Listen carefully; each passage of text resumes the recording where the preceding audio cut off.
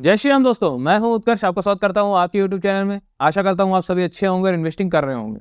जैसा हाल में आप सब देख रहे हैं कि शेयर मार्केट 2-3 महीने से लगातार अपर ट्रेंड में है, लगातार बढ़ती ही जा रही है।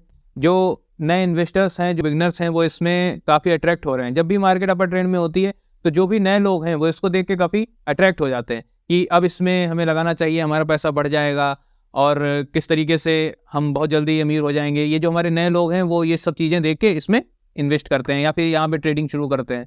और जब मार्केट अपना असली रंग दिखाती है, धीरे-धीरे उनसे लेना शुरू करती है, क्योंकि अगर आपको मार्केट में सर्वाइव करना है, तो आपको मार्केट के डाउन ट्रेंड से दोस्ती करना बहुत ज़रूरी है। जब तक आप उसके डाउन ट्रेंड से दोस्ती नहीं करते हैं, जब तक आप मार्केट में वहाँ पे सर्वाइव नहीं करते हैं, जब मार्केट डाउन में चल रही है, उस जगह पे अगर आप सर्वाइव नहीं करते हैं, तब तक आप अपर सर्किट या अपर मार्केट में आप सर्वाइव नहीं कर सकते, ना ही उसका फ़ायदा उठा सकते हैं।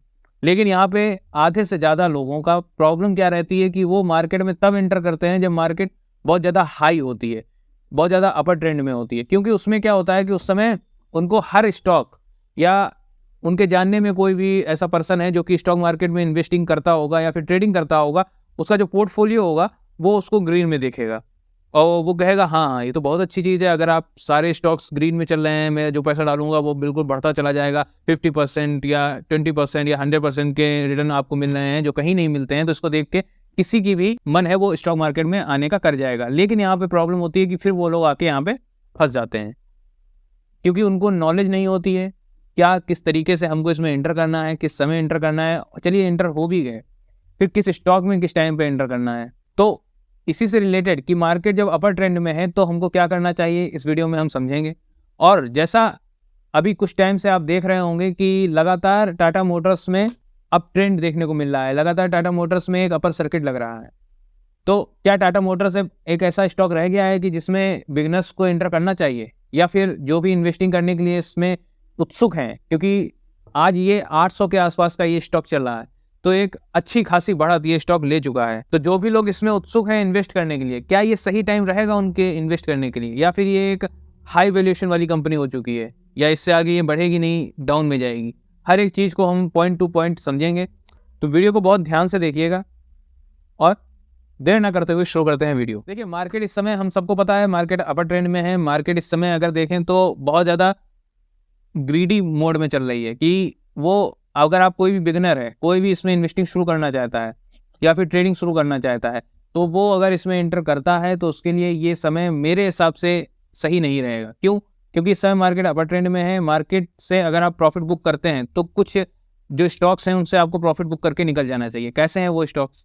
वो स्टॉक्स हो जाते हैं जैसे स्मॉल कैप की कंपनी। अगर आपने किसी भी स्मॉल कैप की कंपनी में इन्वेस्ट किया हुआ है और आपको लगता है कि उसके फंडामेंटल इतने ज़्यादा अच्छे नहीं दिख रहे हैं, तो बिल्कुल आप उससे प्रॉफिट बुक करिए और वहाँ से आप निकल जाइए, क्योंकि इस समय मार्केट अपर ट्रेंड में है। आपने अच्छा खासा पैसा उससे कमा लिया होगा, तो ज़्यादा लालच ना करते हुए आपको उस स्टॉक से बिल्कुल एग्जिट ले लेना चाहिए।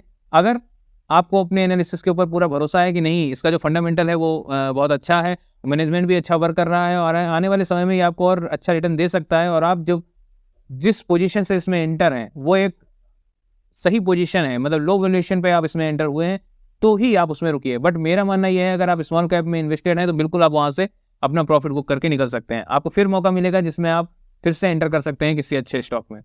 लेकिन अब हम यहाँ पे बात कर रहे हैं बिगनर्स की। तो बिगनर्स को क्या करना चाहिए जो कि इसमें एंटर करना चाहते हैं? तो उनको थोड़ा सा वेट करना चाहिए, क्योंकि मार्केट अभी आपको सिर्फ अट्रैक्शन दिखा रही है जिससे आप इसकी तरफ आए।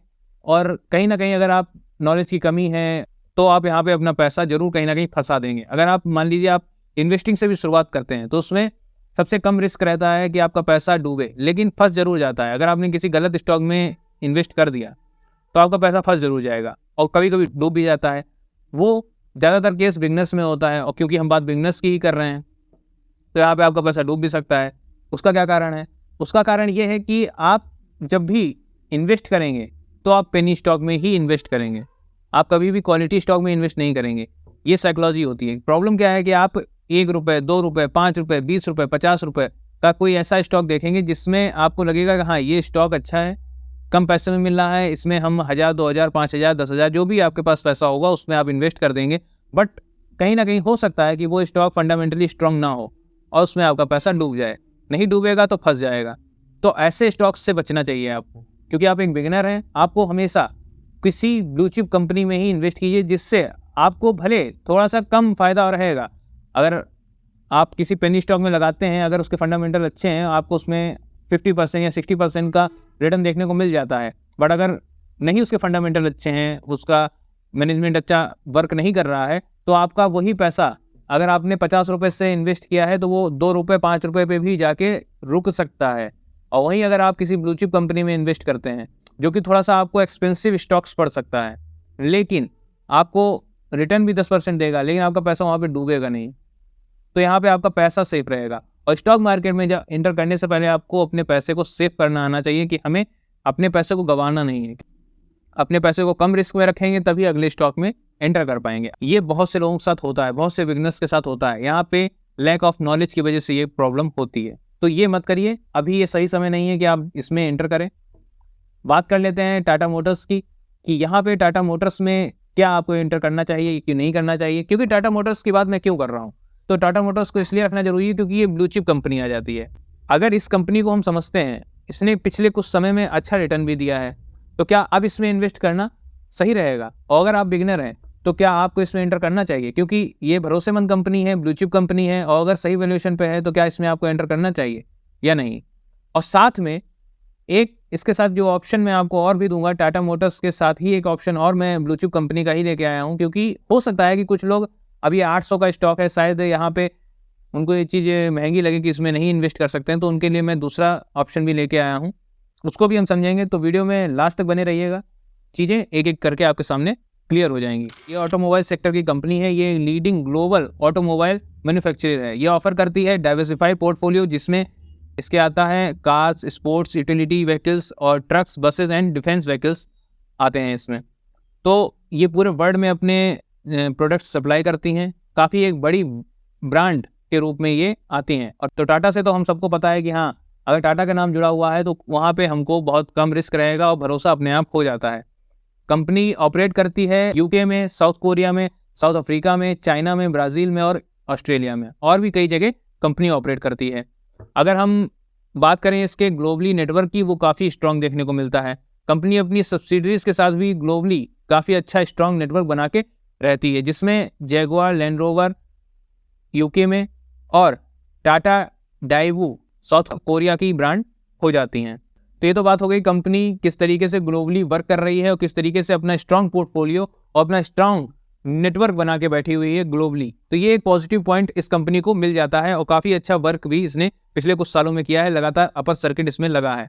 अगर हम बात करें इसके रेवेन्यू की, तो जैगुआर लैंड रोवर से 67% का, टाटा कॉमर्शियल व्हीकल्स से 19% का, टाटा पैसेंजर व्हीकल्स से 11% का, व्हीकल फाइनेंसिंग से 2% का और अदर से 1% की रेवेन्यू ये जनरेट करती है। तो यहाँ पे अगर हम सबसे ज़्यादा रेवेन्यू की बात करें तो जैगुआर लैंड रोवर से इसको सबसे ज़्यादा रेवेन्यू आ रहा है। यहाँ तक बात इसके रेवेन्यू की हो गई। अब हम बात कर लेते हैं थोड़ा सा इसके फंडामेंटल्स की, कि इसका फंडामेंटल क्या बोल रहा है। रिसेंट अगर हम प्राइस की बात कर लें तो यहाँ पे 800 के आसपास इसका प्राइस चल रहा है। अगर हम इसके पी रेशियो की बात कर लेते हैं तो 18.4 देखने को मिलता है, रिटर्न ऑन कैपिटल एम्प्लॉयड 5.95 और रिटर्न ऑन इक्विटी 5.62 का देखने को मिलता है। प्लेस शेयर की बात करें 1.82% का इसमें प्लेस शेयर है। अर्निंग पर शेयर 46.2 का देखने को मिलता है। अब यहाँ पे कुछ लोगों का सवाल होगा कि अगर इसने अपने शेयर प्लेस किए हुए हैं तो ये अच्छी कंपनी कैसे हो सकती है। इसने जो शेयर प्लेस किए हुए हैं 1.82%, ठीक है, मान लिया यहाँ पे इसने अपने शेयर प्लेस किए हुए हैं, लेकिन कहीं पे भी अगर प्रॉब्लम आती है तो इसको टाटा ग्रुप संभालने के लिए बैठा हुआ है। चाहे वो TCS हो गया, टाटा एलेक्सी हो गया, इससे आधे से ज़्यादा कंपनीज टाटा की लिस्टेड हैं। तो टाटा ग्रुप जो है यहाँ पे इसको हैंड होल्डिंग देने के लिए बैठा हुआ है। जो इसके प्लेस शेयर है वो 2 मिनट में छुड़ा लिए जा सकते हैं। तो यहाँ पे ये चीज़ घबराने वाली बात नहीं हो जाती है। अब हम बात करते हैं अगर रिटर्न ऑन कैपिटल एम्प्लॉयड और रिटर्न ऑन इक्विटी की अगर हम बात करें तो वो थोड़ा सा कम देखने को मिलता है। बट जिस हिसाब से टाटा मोटर्स ने अपने काम के ऊपर ध्यान दिया है, अपने वर्क को अच्छा किया है, अपने मैनेजमेंट को और बेहतर किया है, तो उस तरीके से अगर हम देखें तो काफ़ी अच्छा एक यहाँ पे प्रॉफिट देखने को मिलता है, काफ़ी एक अच्छा ग्रोथ देखने को मिलती है, जो सिर्फ मुझे ही नहीं वो आपको इनके स्टॉक्स में भी देखने को मिलेंगी। कंपनी के शेयर प्राइस को देख के आप ये चीज़ अंदाज़ा लगा सकते हैं कि कंपनी किस तरीके से ग्रो कर रही है। क्योंकि कंपनी अगर हम फंडामेंटली देखेंगे तो ग्रो कर रही है, वो तो जब हम फंडामेंटल एनालिसिस करते हैं तब समझ में आता है। बट जो हमें ऊपर दिखता है वो हमें ये दिखता है कि कंपनी का प्राइस एक्शन क्या है, कंपनी किस तरीके से प्राइस में ग्रो कर रही है। तो वहाँ पे अगर हम देखें तो वहाँ पे भी टाटा मोटर्स अच्छा खासा ग्रो कर रही है। तो उससे भी हमें समझ में आता है कि कंपनी एक अच्छे ग्रोइंग फेज में चल रही है। और जैसा हम सब जानते हैं कि कंपनी इलेक्ट्रिक व्हीकल्स के ऊपर भी वर्क कर रही है, लगातार इलेक्ट्रिक कार्स निकाल रही है और आने वाला फ्यूचर भी इलेक्ट्रिक व्हीकल्स का, ई एनर्जीज का बना हुआ है।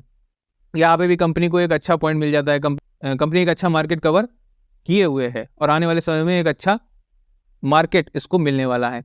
ये सब क्लियर हो गया हमको टाटा मोटर्स से रिलेटेड कि टाटा मोटर्स में अगर हमको पैसा लगाना है तो ये एक रिस्क वाली कंपनी नहीं हो जाती है, एक अच्छी कंपनी हो जाती है। बात कर लेते हैं कि क्या टाटा मोटर्स में बिगनर्स को एंटर करना चाहिए या फिर जो भी इन्वेस्टर्स हैं, जो मार्केट में एक्टिव इन्वेस्टर हैं, उनको क्या टाटा मोटर्स में अब इन्वेस्ट करना चाहिए। तो देखिए, अगर हम बात इसके वैल्यूएशन की करें तो टाटा मोटर्स इतना ज़्यादा भागने के बाद भी, टाटा मोटर्स में इतना ज़्यादा अपर सर्किट लगने के बाद भी टाटा अंडर वैल्यू चल रहा है ये स्टॉक। तो अभी इसमें देर नहीं हुई है, आप इसमें एंटर कर सकते हैं। बिल्कुल सही टाइम है, अच्छा स्टॉक है और अच्छा ये प्रॉफिट दे चुका है, लेकिन अभी भी अंडर वैल्यू है। अब यहाँ पे आप ये मत कहिएगा कि चलिए मैंने जब एंटर किया, मान लीजिए आपने 800 रुपये से इसमें एंटर किया और उसके बाद इसमें लोअर सर्किट लग गया, तो ये सब मैं आपको पहले ही समझा चुका हूँ, मार्केट अपर ट्रेंड में है तो कंपनी अंडर वैल्यू है। बट अगर जब मार्केट में वॉलेटाइल होगी, मार्केट जब भी गिरेगी तो उसमें सब स्टॉक्स के ऊपर कुछ ना कुछ असर जरूर आएगा।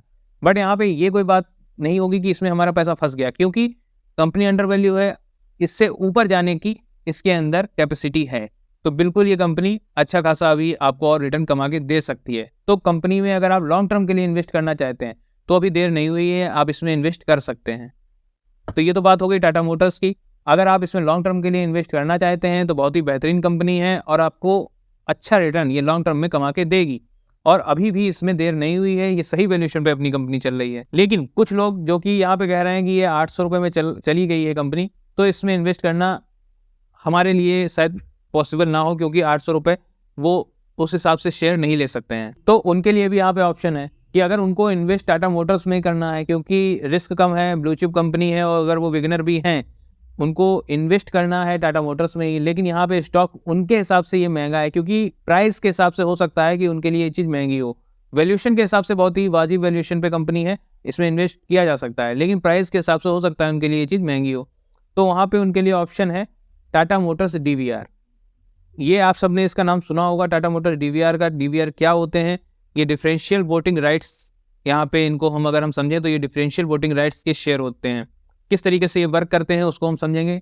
देखिए, एक तो टाटा मोटर्स ऑर्डिनरी शेयर, जो कि मैंने अभी आपको इसके ऊपर समझाया कि टाटा मोटर्स का जो ऑर्डिनरी शेयर है उसका प्राइस क्या चल रहा है और किस तरीके से ये वर्क कर रहा है। अब हम समझ लेते हैं टाटा मोटर्स के DVR शेयर को। जैसा मैंने आपको बताया, डिफरेंशियल वोटिंग राइट्स। यहाँ पे डिफरेंशियल वोटिंग राइट्स का मतलब क्या होता है? आपने देखा होगा आपके ईमेल पे जब आप किसी कंपनी का शेयर लेते हैं तो आपके ईमेल पे जब भी उसमें कोई बोर्ड मीटिंग्स होती हैं तो आपके पास एक मेल आता होगा जिसमें आपको कहा जाता होगा आपको ई वोटिंग का एक अधिकार दिया गया है, राइट दिया गया है। तो हर एक शेयर पे एक वोट का आपके पास अधिकार होता है। तो ये होता है ऑर्डिनरी शेयर में। मतलब अगर आपके पास टाटा मोटर्स के ऑर्डिनरी शेयर 10 शेयर हैं तो आपको वहाँ पे 10 वोट का राइट मिल जाता है कि आप जब इसमें ई वोटिंग होती है तब आप उसमें 10 वोट डाल सकते हैं या उसमें कंट्रीब्यूट कर सकते हैं। लेकिन इसमें से आप मुझे ये बताइए कि कितने लोग उस ईमेल को चेक करते हैं या कितने लोग ये पता भी है कि हमको ई वोटिंग डालने का राइट है। या चलिए अब मैं यहाँ पे ये भी मान लेता हूँ कि आप लोग ईमेल भी चेक करते हैं, आपको ये मालूम भी है कि आपके पास वोटिंग राइट है, बट क्या आप वोट करते हैं? आधे से ज़्यादा लोग इसमें वोट नहीं करते हैं। कमेंट बॉक्स में ज़रूर बताइएगा मुझे कि आप इसमें ई वोटिंग में वोट करते हैं। और अगर आप वोट नहीं करते हैं तो आपको 800 रुपये का स्टॉक लेना मुझे नहीं लगता सही होगा। अगर आप लेना चाहते हैं बिल्कुल लीजिए, क्योंकि कुछ लोगों का रहता है कि मैं ऑर्डिनरी शेयर में ही जाऊंगा, DVR में नहीं जाऊंगा, या मैं एक शेयर पे एक वोट का राइट है तो मैं वो उस पर ही जाऊंगा। तो बिल्कुल जाइए, सही वैल्यूएशन पे कंपनी है। बट यहाँ पे एक सही बात क्या हो जाती है, एक अगर हम स्मार्ट वर्क देखें तो यहाँ पे ये हो जाता है कि अगर हमारे पास भले वोटिंग राइट्स थोड़े कम हो जाएं, क्योंकि DVR शेयर में आपको वोटिंग राइट्स कम हो जाते हैं। किस तरीके से कम हो जाते हैं? यहाँ पे आपको ऑर्डिनरी शेयर से वोटिंग राइट्स कम हो जाते हैं। जैसे अगर एक शेयर पे एक वोट है तो यहाँ पे आपको 10 शेयर पे एक वोट करने का राइट मिलता है, बट यहाँ पे उसका जो प्राइस है वो ऑर्डिनरी शेयर से काफ़ी कम हो जाता है। तो इसी को हम DVR शेयर कहते हैं। आप मुझे कमेंट बॉक्स में बताइएगा कि आप ई वोटिंग के राइट्स को यूज़ करते हैं, क्या आप ई वोटिंग करते हैं? अगर करते हैं तो बिल्कुल आप ऑर्डिनरी शेयर में जाइए, लेकिन अगर आप नहीं करते हैं तो आपके पास DVR का एक ऑप्शन है। अगर आपके लिए ये ऑर्डिनरी शेयर प्राइस महंगा हो गया है तो आप डीवीआर में इन्वेस्ट कर सकते हैं, जिसका प्राइस रेंज अगर हम बात करें तो टाटा मोटर्स डीवीआर का 544 के आसपास का चल रहा है। वहीं अगर हम ऑर्डिनरी शेयर की बात कर लेते हैं, वहाँ पे 800 के आसपास का चल रहा है। तो यहाँ पे 250 से 300 का फर्क यहाँ पे सीधा सीधा बन जाता है।